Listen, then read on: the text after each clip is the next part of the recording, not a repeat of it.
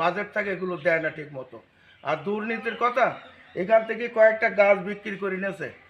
এই মাটি ভরাট করা 2 লাখ টাকা বাজেট ছিল, সে টাকাও কোনো মাটি ভরাট হয়নি।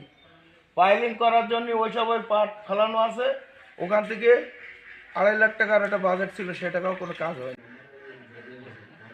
তার একজন সাতক্ষীরা বসবাস করে, উনি সময়তে আসতে পারে না, তারপরেও বাচ্চা কাচ্চার উপরে অনেক নির্যাতন করে। তার বাদ দিয়ে ইনি যদি সঠিক কথা বলে, তাই এনাকে না রাখার কারণে আরেকজনকে রাখা হয়েছে পাশের থেকে, একে রাখিনি।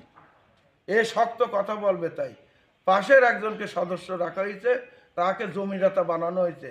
তা আপনারা কাগজ কলমে দেখবেন, এই জমিদাতা হচ্ছে ইমতাজ, মরহুম ইমতাজ সর্দার। তো বললি যে নাম্বার দেখুন, এই 2 তলা ভবন পাশে, আর পুরনো ভবনটি যে আছে তার পাশে।